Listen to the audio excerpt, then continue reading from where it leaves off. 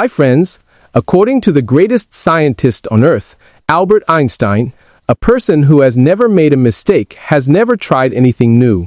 On the 14th of March, 1879, Sir Albert Einstein was born in the city of Ulm, Germany. After his birth, doctors noticed that his head was larger than that of other children. However, the greatest scientist in the world, Albert Einstein, was born just like a normal human being. Yet his brain was so fast that, to this day, no one has been able to compete with it. It has been 60 years since he left us. Even today, science feels incomplete without his contributions to physics. And that is why everyone wants to know what was in the brain of the greatest scientist, Albert Einstein? What made his brain so powerful? Did his brain have some kind of supernatural ability? And is that why his brain was stolen after his death? Today, in this video from the James Documentary channel, we will learn the answers to all these questions. So, let us get started.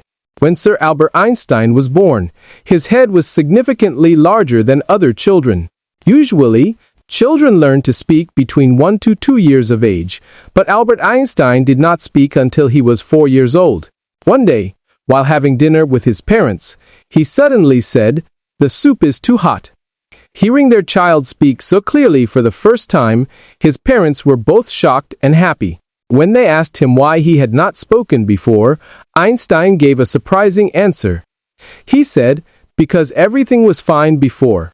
As he grew older, Einstein had some unusual habits that would surprise you. The greatest scientist in the world, Albert Einstein, had difficulty remembering dates and numbers. He could not even remember his own phone number. Once, a colleague asked for his phone number. Einstein looked into his diary and gave it to him. Seeing this, his colleague said, "You do not even remember your own phone number." Einstein replied, "Why should I remember something that I can easily find in a book?" Hearing this, his colleague was left amazed. Einstein never wore socks inside his shoes. His toes were quite large, and because of that, his socks often tore when he was younger. That is why he stopped wearing them. He also could not tie his shoelaces. Albert Einstein used to say, "I do not have any special talent. I am only passionately curious." You might be surprised to know that Einstein was not always this intelligent. As a child, he was not good at studies. In fact, many people considered him abnormal because of some of his behaviors. Even his teachers did not like him because he could not pass subjects other than science and math. From an early age, he had no interest in other subjects. Even then, he presented such groundbreaking ideas in physics that science still depends on them today. That is why everyone wants to know what was inside his brain. On 18th of April, 1955, after Albert Einstein's death, a pathologist named Dr. Thomas Harvey removed Einstein's brain from his body without permission from his family and took it away for research. For this crime, the doctor was later punished and lost his medical license. However, he claimed that he did it only for research purposes and promised to study Einstein's brain. He believed this research would help future science and scientists. Since he did not initially receive permission, Dr. Thomas Harvey kept Einstein's brain preserved in a jar. Later, with permission from Einstein's son, Hans Albert Einstein, he began his research. First, the doctor weighed Einstein's brain. The average human brain weighs about 1,400 grams, but Einstein's brain weighed only 1,230 grams, which is significantly less. After that, Dr. Harvey divided Einstein's brain into 240 pieces and sent them to famous researchers around the world so they could study what made his brain different. He also sliced the brain tissue into thousands of microscopic sections who examine it in detail. During the research, it was found that Einstein's brain had more cells compared to an average human brain. The cerebral cortex of his brain was different from that of normal people. The cerebral cortex controls higher mental functions. It is made up of gray matter and is responsible for thinking, memory, emotions, language, and consciousness.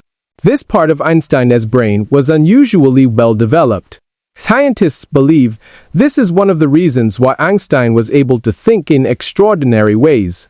When scientists continued studying his brain, they were even more surprised. Einstein's brain lacked a specific groove in the parietal region, which made his parietal lobe about 20% larger than that of an average brain. Scientists believe this is a major reason behind his exceptional mathematical ability and imagination. In addition, Einstein's brain had about 17% higher neuron density, which allowed for more brain activity. According to scientists, this is why his concentration and foresight were stronger than others. They also noted that his brain had more folds, which may have contributed to his higher intelligence. Einstein's brain has been preserved in parts, and some of those pieces are kept at the Mutter Museum in Philadelphia, USA.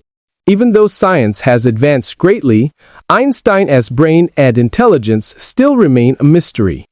Scientists believe that with future advanced technology, we may learn even more about his brain.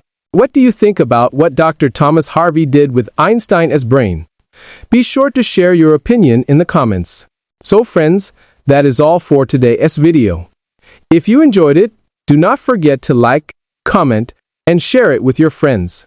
And if you are new to our channel, make sure to subscribe and turn on the notification bell so you never miss our latest videos. Thank you.